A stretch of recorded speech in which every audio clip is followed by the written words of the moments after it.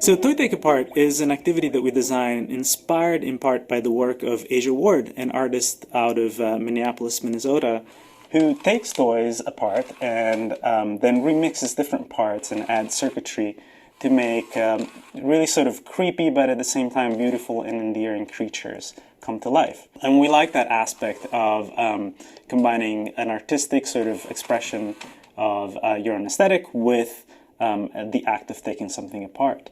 And we've done this in a couple of different ways. The basic idea is to take a toy that you might find at a toy store or even at a Goodwill and take it apart, kind of like you would do as your childhood dream. A good tip here is to try to go right after holidays, major holidays. Usually toys are on sale back then, and so you can get a lot of toys for very cheap. But there are a few points that make this activity interesting. When we do it on the floor, on the museum floor, we usually give the prompt of taking the toy apart down to its individual components, but keeping all the mechanisms functioning. And that is both to prevent the activity sort of devolving into just destroying everything, but also so that you can notice how, a very familiar toy like Elmo is really full of ingenious mechanisms and the circuitry that makes it all work. And some of these parts we harvest and include them with circuit boards, so they become part of that activity. So there's kind of a cycle between those two activities. But this activity is pretty rich, and so it lends itself, when done as a workshop, to a little bit of a deeper experience. So in a workshop, oftentimes we start a bunch of participants with the same exact toy, say this cute little chicken here, and invite them to take it apart so that you get to the component and you can observe the movement.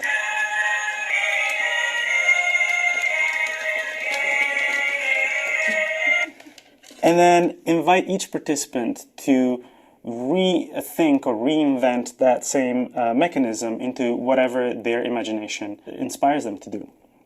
So for example, in a past workshop, this exact toy was turned by one participant into this sort of green scary monster that is actually eating the chicken, and by a different participant into this animated vignette of two birds interacting with each other. So you can kind of see the range of possibilities starting with the same exact base materials. So with this activity, we found there is a certain element of theatricality that keeps the activity on course, and we found that it's very helpful. It's sort of give each participant a station identified by a tray they're going to use to collect their parts. A couple of plastic gloves, which actually are very helpful because a lot of these toys are greasy inside, so you want to prevent hands getting really dirty, and some safety goggles and an X-Acto knife to get started with the initial incision at least. And it's just enough of a presentation gimmick that makes people be a little more mindful, a little more thoughtful about what they're going to do, and really gives importance to the task that they're approaching. And along with that, you want to also provide a basic collection of tools that might be useful with this.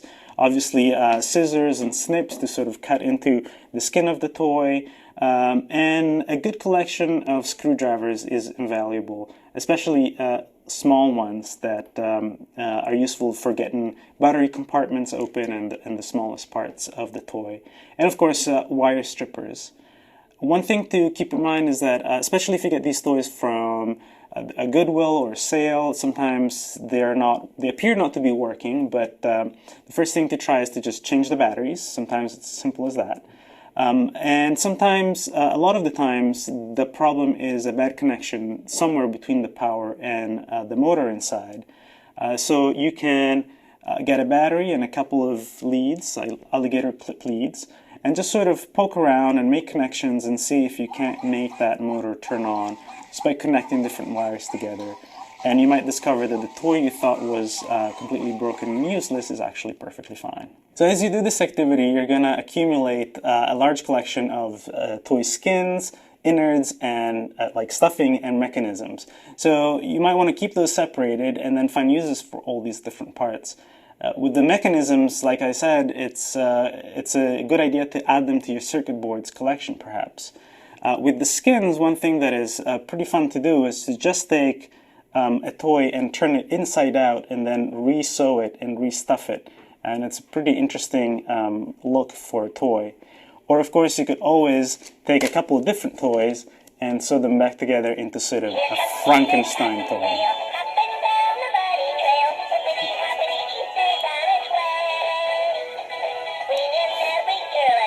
So now let's go see what this activity looks like in the tinkering studio.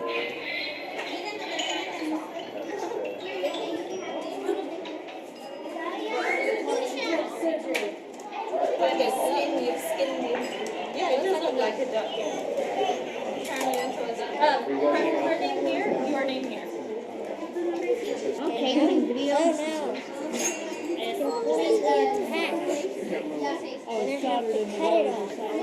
Can I just take off these two? It's with a bunny. The bunny duck.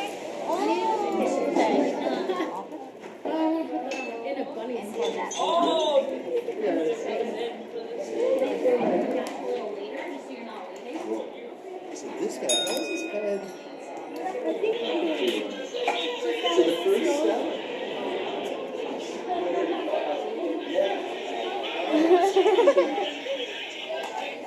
I really don't want to take this apart. This would be another big guy to put him in. One thing I like to tell people is to see how far you can get it open and have it still work. Okay? So just be very careful if you're going to cut wires or things like that.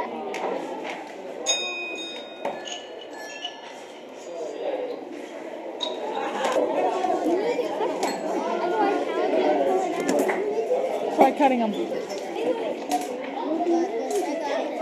Try touching those two wires together.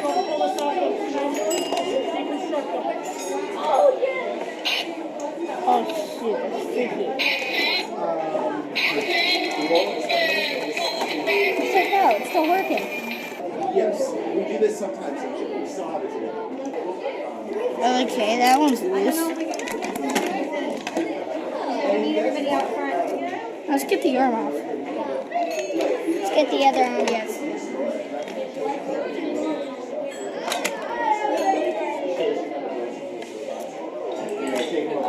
Make something new out of them, yeah. Hey guys, I'm gonna grab some lunch, okay? So Ryoko